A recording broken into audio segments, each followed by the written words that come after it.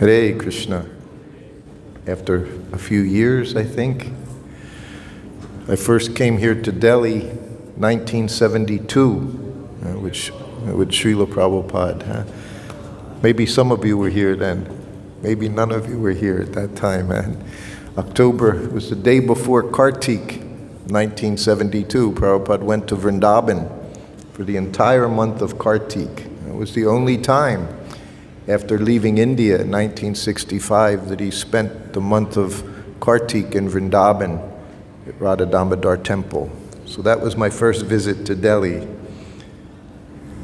Things have changed very much in some ways, and of course in other ways things never change. Delhi is still Delhi. So we're reading here from Sri Chaitanya Charitamrita.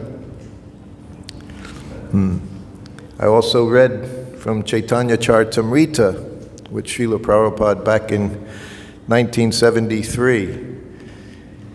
He had just started translating of Chaitanya Charitamrita early 1973. And the very first book that came out, of course it was Adi Lila, and it wasn't a complete book, it was a soft-bound book. And it was just called, it was the very first chapters of Chaitanya Charitamrita. It was called Lord Chaitanya in 5 Features. So when Prabhupada would write, as we would say when he would do his dictation, you knew Srila Prabhupada, when he did the books, he wasn't typing on a typewriter. Not once he started ISKCON Society, one of the first things they did was get a dictaphone machine. So Srila Prabhupada, in all of his rooms, you'll see everywhere around the world, they'll try to have a dictaphone machine just on a table like this. We know Prabhupada left Vrindavan 1965. And everywhere he went, his rooms were very much just like his rooms at Radha Damodar Temple. Prabhupada was a sannyasi. He was very simple. He was a devotee of Krishna. But he had his orders from his spiritual master to preach Krishna consciousness in English for the Westerners. So he said he set out to New York City. He said he always thought of going to New York because his godbrothers previously, years before, they had gone to London, they had gone to Germany, they had gone to different places in Europe, but they were never able to establish Krishna consciousness in those places, and they would return back to India. So Prabhupada, in his sense of humor, of course, he said, I thought, if I'm going to fail, let me fail somewhere different. So he went to New York City. Because he knew New York, everything was there in New York City. New York City was at that time, 1960s, was the biggest well-known city in the world. But much like, I guess we can read from this verse, but before I start again, I said, I would read to him from this book, Lord Chaitanya in 5 Features. It was the very beginning of Chaitanya Charitamrita. So as soon as the book had been published, they would always send a copy, first copy to Srila Prabhupada. If you look on, of course now you can go on the internet, you'll see so many photographs, Srila Prabhupada looking at one of his books that just months before he had translated, sitting every night, midnight, 1 o'clock in the morning, 2 o'clock in the morning. Everyone else was sleeping, but he would get up. He would take rest, 10 o'clock at night, take a little prasadam, sometimes 9 o'clock at night, sometimes not a little prasadam, sometimes a little more than a little prasadam. I would cook for him. Sometimes he'd call me in his room, 8:30, 8 o'clock at night, and say, make me puris and sabji. He'd say, make eggplant potato, sabji, and puris. And of course, he'd always have a glass of hot milk, cow's milk, of course. Always would have very, very hot milk and a little sandesh. So he would have this 9 o'clock at night. Then we'd go into his bedroom, and I would give him massage, dry massage his legs, massage his feet, sometimes for a half hour. One thing you learned with the spiritual master, I learned many, many times over, he would tell me, you did something until he told you to stop, not until you told you to stop. Because sometimes you would think you understood what to do. Even massage, sometimes I would massage him and I would move somewhere else. He said, when I tell you to stop, you stop. Not when you tell you to stop. That's spiritual master. So I would massage him, sometimes half an hour. And this is nighttime. After being up 4 o'clock in the morning, now it's 10 o'clock at night. I'd be massaging. He'd be lying there, eyes closed, lying down. So sometimes I think he's going to sleep. So I'd massage a little harder because I couldn't leave until he said, okay, just shake his head. Sometimes I'd be falling asleep, massaging him. Keep massaging. He said, okay, go take rest. Then 2-3 hours later, I would wake up sometimes. When you were Prabhupada's servant, you always had to be close enough to hear the bell. It was just a handbell. No electric buzzers, no texting, no cell phones. It was just the bell. He had his bell, you had your ears. That was all. So you would be 10, 20 feet away in the next room, so you could hear his bell when he rang his bell. But you could also hear him translating. So I would wake up, sometimes 1 o'clock, 2 o'clock. I would hear Prabhupada with the dictaphone machine, as he said, picking every word so carefully. Every night. You know, they use the analogy, even the water hitting the rock every day, constantly, wears away the rock. Prabhupada, every night he would do his translating work. That was his business. That was his main business. Do this, give us these books. And then he wanted to see, as soon as he was done, he wanted to see that book. He would tell his disciples, if they were taking too long, he would become very disturbed. Where is the book? I'm doing all this work. Why isn't it ready? And of course, publishing at that time also was not so easy. Everything was done by hand. Diacritic marks had to be placed. Everything was done in the offices. Everyone was working very hard. So when this book came out, very first Adi Lila, Lord Chaitanya and 5 features. And Prabhupada was sitting on the lawn. You see many, many photographs of Prabhupada sitting on the lawn, Bhaktivedanta Manor. He sits on a cushion. Color of the cushion is like you boys, the yellow. The yellow, you don't have to turn around, you right there. Yes, you, that color was the cushion. Prabhupada would sit on that cushion at Bhaktivedanta Manor, and there'd be 5, 10 devotees, sometimes some Indian gentlemen already were living in England at that time, so they would come to the manor. So when the book came, Prabhupada gave it to me. Read. He would always say, read. He would listen so intently. One of the things was so difficult for me to grasp was I would see Prabhupada reading his books every day. Not just at Bhagavatam class, not just at class in the morning. You would go in his room in the afternoon. He'd be reading his books. And I'd think, he's reading his books. When I first became his servant, I could never understand, why is he reading his books? But he said, these are not my words. He said, they're Krishna's words. He would read them. Sometimes he would say, it's amazing to see such wonderful things written down. He said, I can't believe I have done this. He said, but Krishna's doing. And you would hear that when he was dictating at night, how he would choose those words. Sometimes he would rewind, and then he could play it back, and he would listen to what he had just said. If he wanted to, he would rewind again, and he would say something a little different. He would say it a little differently, or he would move forward. So every night, few hours, 2, 3 hours at night, 4 hours a night, so many books he had done. So that day, we're sitting in Bhaktivedanta Manor in the garden. So he would always say, and we always just started at the beginning.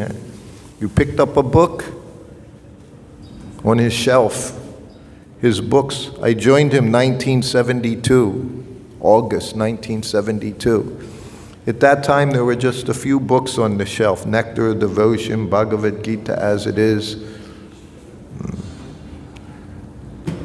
Teachings of Lord Chaitanya, the summary study, Chaitanya Charitamrita, Teachings of Lord Chaitanya, first canto of Srimad Bhagavatam, then second canto. And over 2.5 years I would with him, I would see the books expanding on his bookshelf.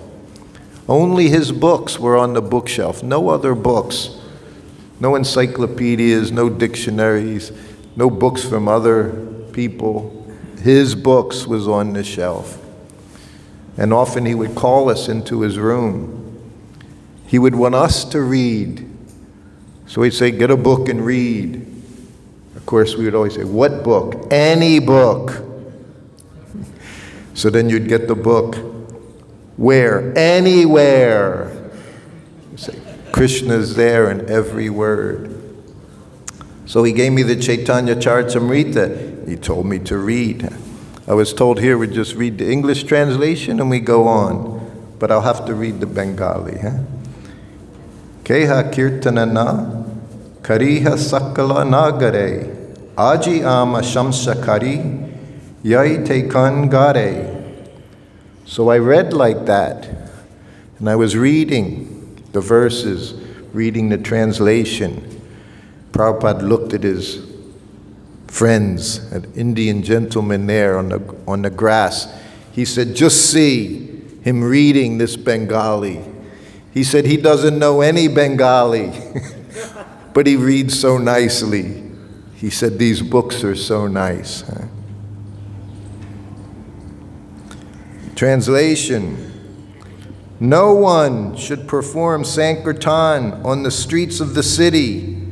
Today I am excusing the offense and returning home. Purport by His Divine Grace Srila Prabhupaad. Such orders stopping Sankirtan in the streets of the world's great cities have been imposed upon members of the Hare Krishna movement. We have hundreds of centers all over the world, and we have been specifically persecuted in Australia. I went to Australia, again with Srila Prabhupaad. Everywhere they were doing this. They were stopping the Sankirtan movement. This was their business.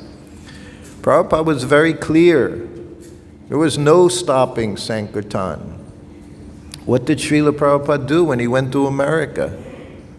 He sat down in the park, had Sankirtan, Lord Chaitanya's Sankirtan movement. He sat down under a tree and he chanted. New York City was very liberal. You know, the U.S. is divided, they say, the North and the South. Everywhere, every country, basically you have the North, you have the South. People in the South are always known as being nicer sometimes. Sometimes. You come to India, they always say, go to South India.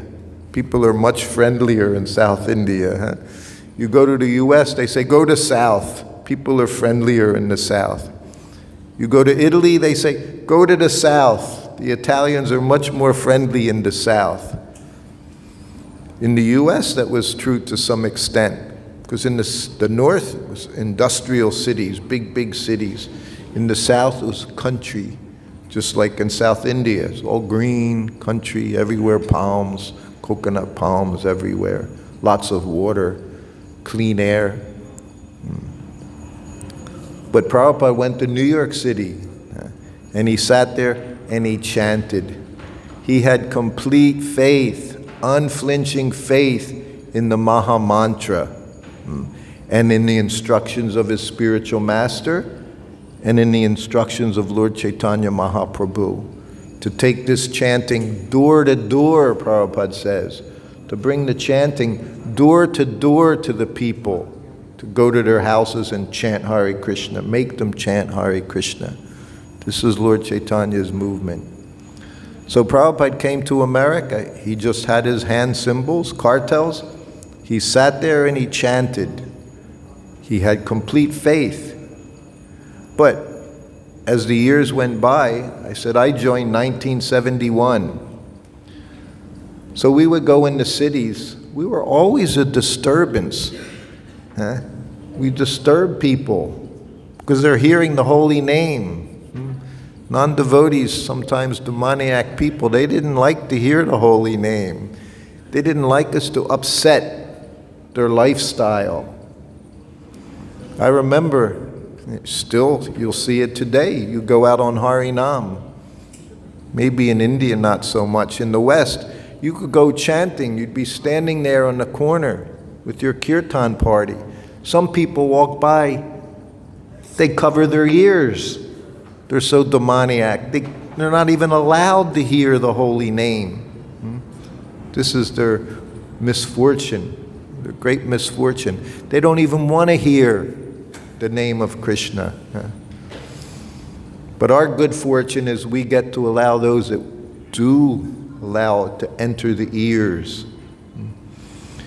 I always tell many times devotees, they would say to Prabhupada, how do I control my mind when I chant Hare Krishna? How to control the mind when chanting japa? Prabhupada always said the same thing. There's no question of mind. You chant with the tongue, you hear with your ears. So he would do like that. He would just bypass that whole thing in between your mind and here. He said, you chant with the tongue, you hear with the ear. So the people, innocent people, they also get to hear. Prabhupada established this whole society by sitting down in a park and chanting the Hare Krishna mantra. But then as we went to different places, like I said, the friendly South in the USA, wintertime, we left New Vrindavan. I was with Kirtanananda Swami. It's when they started the roadshow. It was called the Transcendental Roadshow. It was very simple then. Basically, they would get bookings, sometimes in churches, sometimes in clubs, sometimes in schoolrooms. And as all we did was go and chant. And we would do plays, Liquid Beauty. You know these plays, Liquid Beauty, Bird in the Cage, to just show them the difference between the body and the soul, that we're not this body. Having to teach them the most basic things. By stories Prabhupada would tell us. He was teaching us in the same way. Whatever we would learn, we would repeat. That's the business of disciple. He just repeats what he hears from his spiritual master. But we also would get arrested. All over the world we were getting arrested just for chanting Hare Krishna, just like it's described here. Like Chan Kazi's arresting. Prabhupada said,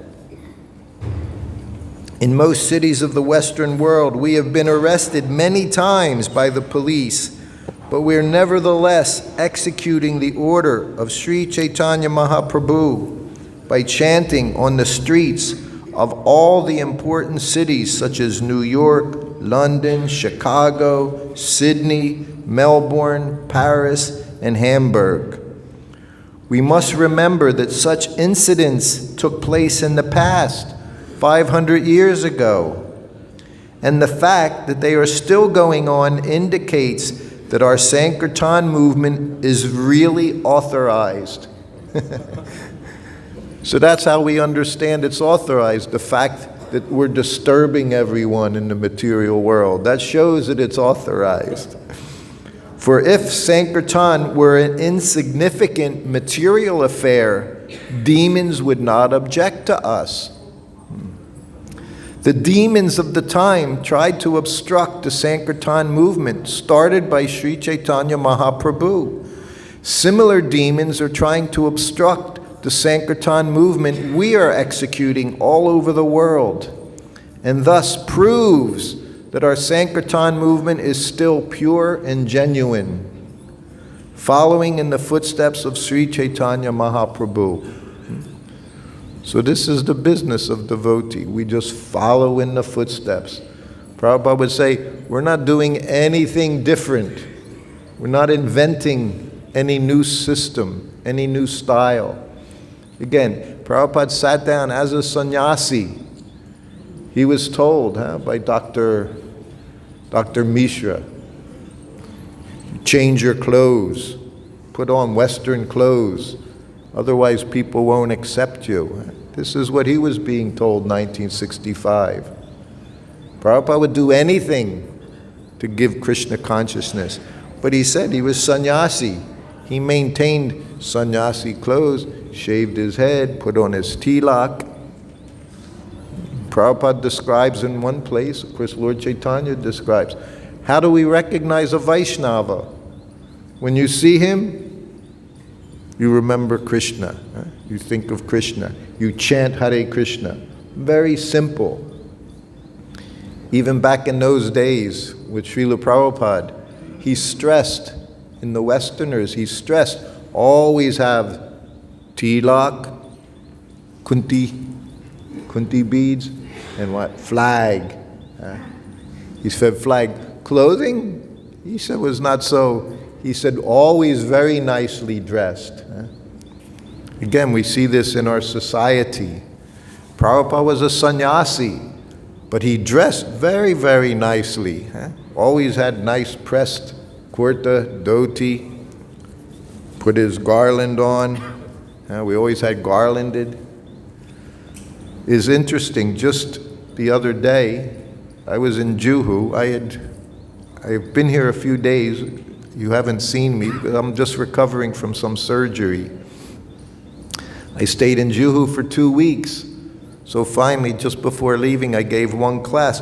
It was just about this verse, even though I hadn't seen the verse, but it was the same thing. It was about the Sankirtan movement, describing the difficulties that Prabhupada went through to spread Krishna consciousness around the world. Even here in India, not just in the West, but even disturbances here in India were there. New Vrindavan, West Virginia. West Virginia is all country, all farms, single farms, owner farms everywhere. 1973, they came and attacked the temple. They attacked the deities. They had guns. In Atlanta, Georgia, they threw called Molotov cocktails, fire bombs. A bottle, they fill it with kerosene, gasoline, put a cloth in the top, light it. They threw it into a temple. One of the devotees died. Several were burned. These were difficult times. Now, Krishna consciousness, by the mercy, Lord Chaitanya Mahaprabhu, is spreading very nicely all over the world. But the demoniac element is always there. They just hear the name of Krishna, they become so upset. These people covering their ears. Prabhupada mentions in Australia, in the early years it was difficult there. Prabhupada would always say, you keep going out on Harinam, because this was Lord Chaitanya's order. And he knew Lord Chaitanya's prediction would be fulfilled. It would go to every town and village. So no matter what happened, he would say, you go out, you chant. And they went out and they chanted. Like I said, in 1971, we were arrested. We were in some little town in the South. Very, very Christian, we say. Pentecostal Christians. Fanatic. You know fanaticism. We also have fanatics in our Krishna Consciousness movement. There are fanatics. Fanatics are never a good thing. They don't understand properly the philosophy. So these fanatic Christians, they became very disturbed. And they would tell the police, arrest them, arrest them. They never knew what they could arrest us for. They would try disturbing the peace, disturbance of the peace, because we would be singing and dancing. And they would put us in jail. What do we do in jail? Same thing. We would sit in the jail cells and chant. No murdungas, no cartels, we would just chant. We would drive them crazy. They didn't want us on the streets, but they didn't want us in the jails either. Because we always chanted. I said in Atlanta, we were arrested on a Sunday. Not in Atlanta, a small town in the South. It was Sunday. You know what Sunday is in the West. Here you may have nice Sunday feast. In the West we had very opulent Sunday feast. From the very beginning, Sunday, Prabhupada made feast day, a love feast. That's what Krishna Consciousness is about, developing our love of Krishna. Then you learn to love everyone, because everyone's part and parcel of Krishna. But our feasts were famous. They always, on social media, they always mentioned, what's his name, the Apple, the one who died, huh? Yes, Steve Jobs. They always quote Steve Jobs saying when he was in college, he would walk for a few miles, take the feast, the Sunday feast at the Krishna temple. Very good, very wonderful, that prasadam. Everyone liked our prasadam because Prabhupada made a standard. Everything was cooked in ghee. Yes, ghee, such wonderful taste. We made samosas, puris, pineapple chutneys, tomato chutneys, halava, strawberry lassi, melpura. There was one preparation, melpura, we would have. Very, very wonderful. So people would come to these Sunday feasts and they would eat and eat and eat. They didn't know, huh? They were getting infected. Now everyone's so concerned about infections, viruses, this virus, that virus. We were also giving a virus, Hare Krishna virus, prasadam virus. People were taking prasadam. Prabhupada would make fun of us.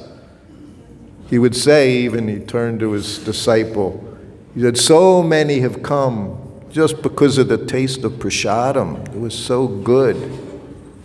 He said, even you have come. Yes, Prabhupada. Say, yes, Prabhupada. That prasadam, we couldn't resist prasadam. So on the Sunday we were arrested. There were 8 of us in a jail cell together. Dhoti, kurta, shaved heads. Just young brahmacharis, 19, 20 years old, sitting in there, chanting japa, having kirtan.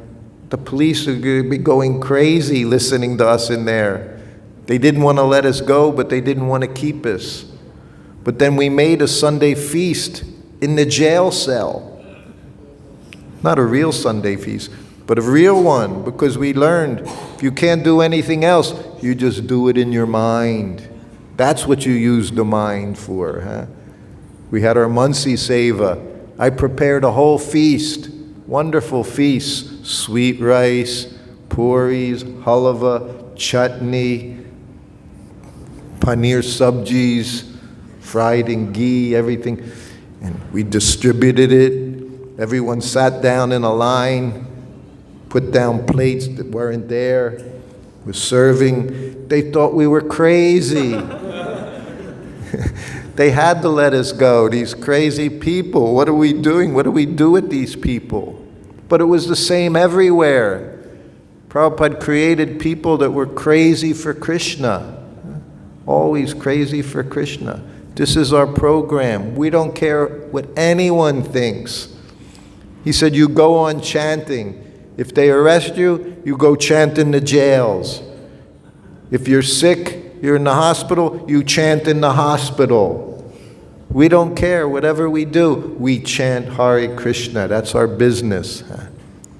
Prabhupada said all of his books is to bring you to one conclusion. Chant Hare Krishna. It's non-different than Krishna. The more we chant, the more we become purified. Gradually it says, you chant, you see the name, you see the form, you see the pastimes, you see Krishna's entourage. Everything is there in the holy name. The holy name of God, holy name of Krishna. So this is always our business. Come to Kirtan, we chant. We infect everyone with the Krishna virus. Gradually the whole world will become infected. There's no cure for it. It is the cure. The virus is the cure. Purify us. Prabhupada said, and take prasadam. One time he popped sweet ball. We used to call the sweet balls gulab jamun. You know gulab jamun. In India, sometimes you don't get very nice gulab jamun here. They're like pancakes, put flour in them. But we had gulab jamun was whole milk powder, powdered milk, nothing else. Whole milk powder and water. That was it. So even on Ekadasi, you could eat gulab jamun. It was so good. And you'd make these gulab jamun, and you'd fry them in golden fresh ghee. When I moved into a temple, the first thing I learned how to do was make ghee. You would smell it in the kitchens, this ghee from butter, golden. That was our gold, ghee. Everything. Prabhupada describes cooked food, uncooked food. The only cooked food means ghee. If it's not with ghee, it's not cooked. It's considered raw food. This is how special ghee is. If you want food, cooked food must be cooked in ghee. Then it becomes cooked. Otherwise, it's raw food. And he said the deities, everything they get, opulent. He said opulent prasadam means cooked in ghee and with sugar. He said the devotees, we get tasty, sumptuous, he said. Prabhupada used the English word. Prabhupada's English was first class, the best English words. Sumptuous. Sumptuous means very tasty, he said. He said, and in the temple, prasadam should be so tasty, no one even thinks of eating outside of the temple. So at the Sunday feast, we always had gulab jamun. When did you make them? You made them on Thursday or Friday for the Sunday feast, cooked in fresh ghee. And then after they were cooked, you put them in the sugar water, and they stayed in there for 2 days. So by the time Sunday came around, they were very, very juicy. They were called ISKCON bullets. Because kill people, kill their material consciousness, ISKCON bullets. And we would have contests. Who could eat the most gulab jamun? Brahmacharis eating 5, 10, 15, 20. And then you'd fall over. And you'd lie there on your left side. You know, we say also LSD, left side down. You would lie on your left side 5 minutes, 10 minutes, 15 minutes. Then you'd sit up, eat more halava, eat more gulab jamun, eat more chutney. Then again you'd fall down. This is what we did. And Prabhupada, he would love to see. He could eat more than anyone. Sometimes Prabhupada would join in a contest. He could eat more gulab jamun than we could. They were so wonderful. ISKCON bullets. So in this way, we infect everyone with Krishna consciousness, Krishna prasadam, the holy name of Krishna. This is our business. He said once, after he put one gulab jamun, ISKCON bullet, Prabhupada, throw it in his mouth. You bite into it, explode. Ghee and sugar, and the powdered milk, cooked powders, delicious. He'd say, we are eating our way back to Godhead. This is our process. So whatever we do, we don't care. Don't let anything stop us. He said, even we see the bomb coming, right? He talked about World War III. Oh, everyone got so much anxiety. Prabhupada looked at us. He said, we don't care. He said, if we see the bomb coming down, we say, here comes Krishna. Devotee sees Krishna everywhere. He has no fear, no anxiety, because he's with Krishna always. Right? Vaikuntha means without anxiety. Devotee's always in Vaikuntha, because he doesn't care. Live or die, his business is always the same. Just be Krishna conscious, serve Krishna. By chanting his holy name, by taking Krishna prasadam. He would look at us sometimes. He would come through our rooms, his entourage. Once it was Brahmananda Maharaj, you know Brahmananda, big Brahmananda. Prabhupada he would name the devotees. He would see them, he would give them their names, called Brahmananda. Hayagriva, he looked like, had horse face. Prabhupada named him Hayagriva. Prabhupada had a sense of humor. He came in the room once, he was passing through to go to the bathroom. He saw Brahmananda's plate. It was like that big, like our Govardhan Hill plate. Prabhupada looked at him. He said, are you going to eat all of that? Okay, he said, but whatever you take, you must eat. He said, take as much as you want, but whatever you take, you must eat. You must finish every grain of rice on the plate. He said to me, because sometimes he would look at me, you okay? Yes. You look thin. I said, oh, it was fasting. No. He said, you have to take prasadam. He said, you have to massage me. He said, how can you do your service if you don't take prasadam? He said, take whatever you can digest. He said to me, when you're young, you can't eat too much. And when you're old, you can't eat too little. And this is our business. Eat our way back to Godhead. Okay, so are there any questions? We chant, we dance, we take prasadam. He said this process, simply wonderful. We also made those simply wonderfuls. I see every time I come, there's some regulars are here for a long time. And there's many new faces as well. So we see this Krishna consciousness is always going on, spreading. And people are spreading out. They come, they learn, then they go somewhere else to give Krishna to others. That's our business, our whole life. This is what we do. The more we give Krishna, the more we get Krishna. Call them. Prabhupada wants to see you. So then we all went in. He said, why are you sleeping?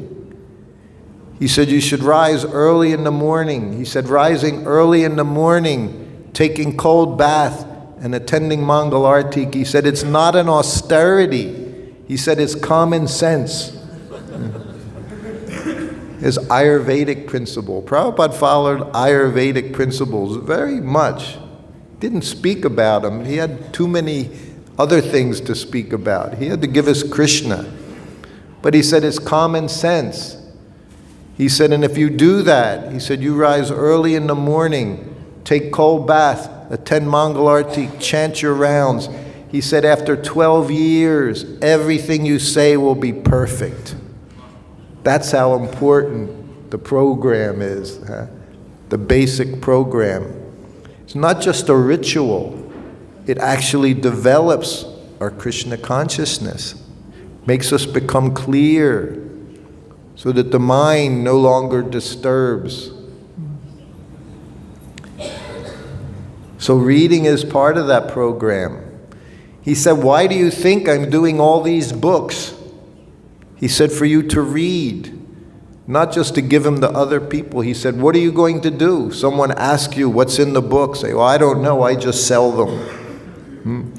He said, you have to know what's there. This is our business. He said, I give all these books every morning. Like you say, he's rising 1 o'clock in the morning while we're all sleeping soundly, very nicely. He was giving us these books for us, for all of us. So his most important activity is reading. He said, if you don't read, he said, just like deity worship. He said, we're worshiping the deity. He said, if we don't read, he said, gradually it'll become a burden because you'll not understand why you're doing it. He said, it'll become a burden. Everything he's given us will become a burden if we don't read. And we see this is what happens, right? People fall away. Why do they fall away? They're not following basic program. We have, even just a few months ago, one of my godbrothers, Mahaduti Swami, Mahaduti Maharaj, he was kicked out of Russia for preaching. So these things are still going on in China. And now no one's going to China now. No one can leave China, no one can go into China. But we would come to India. For 5 years, my wife and I, we were living in Hawaii Temple, doing service at Hawaii Temple. So to go to India, we took one China Eastern flight. It would stop in Shanghai. It would stay there from 10 hours to 20 hours. So there were devotees there in China. But in China, everything very carefully done. And foreigners, you would dress in your street clothes. They had me do programs at their flats, their apartments. And the first time I went, took off my shoes, they took my shoes, they went into the bathroom. All the shoes were in the bathtub for everybody that came, because you're not allowed to have gatherings, not allowed to practice religion, not allowed to have groups. So they would have to be so careful. They're not allowed to do Harinam in the streets. They were so eager to chant because they weren't allowed to chant. We're very fortunate in so many countries that we can freely chant, freely have Harinam in the streets. In many countries, it's not so easily done. In China, I saw the locals, they would have their shaved head, wear dhoti kurta, but us foreigners coming in, because they saw you're trying to preach to our people, they would kick you right out of the country. So this is still going on to this day. Things in many places haven't changed, but in a way, it's very attractive, because I saw these people wanted to chant more than anyone. But we would be in the rooms, they would close all the curtains, close the doors, the windows close, so that they could chant, so that they could have arati, they could have kirtan, they could read the books. My wife, she's from Armenia. From birth, her parents, they were making the books from copies. Everything was illegal to distribute this literature, this Vedic literature, Bhagavad Gita, completely illegal. And we know people were getting arrested, thrown in jail, and tortured because of distributing Krishna consciousness. Our situation is very good. We should take advantage that you can read these books. You can distribute these books. Just before coming here, I told you, we were in Juhu. An hour before we left the temple for the airport, Gopal Krishna Maharaj arrived at Juhu temple. So we got to sit with him for 15 minutes and talk. He's a great distributor of Srila Prabhupada's books. This was Prabhupada's program. This is why he's so successful. He follows the whole program. Everywhere he goes, everywhere I go, I see him. He travels so much. I'll be in Vrindavan next week. A week later, he'll be in Vrindavan. Where will he be? 4:30 in the morning. He'll be right at the center altar offering artik to Krishna Balaram. Okay? You want to be successful, you do the simple things. It's not difficult. Prabhupada said determination is difficult. Krishna consciousness is a very easy process. I see Maharaj, it's deity worship. He worships the deity. He reads the books. He preaches from the books. He sees that thousands and tens of thousands of books are getting distributed. He's opening up temples. He's successful because he follows the program. It's not a secret. It's not something difficult. It's not special. Prabhupada said it's there for every one of us. Every one of us is expected to do this. That's the spiritual master's order. We all become like that. We follow in the footsteps. People want to hear, they don't want to hear. We don't care. Our business is to preach. This is Prabhupada's movement, this ISKCON society. It's to preach somehow or other in their deity worship, nice prasadam, distributing books, whatever it is, it's all for preaching, to bring more and more people. Because everyone is suffering in this material world. Okay. Srila Prabhupaad ki jai. Hare Krishna. Thank you very much.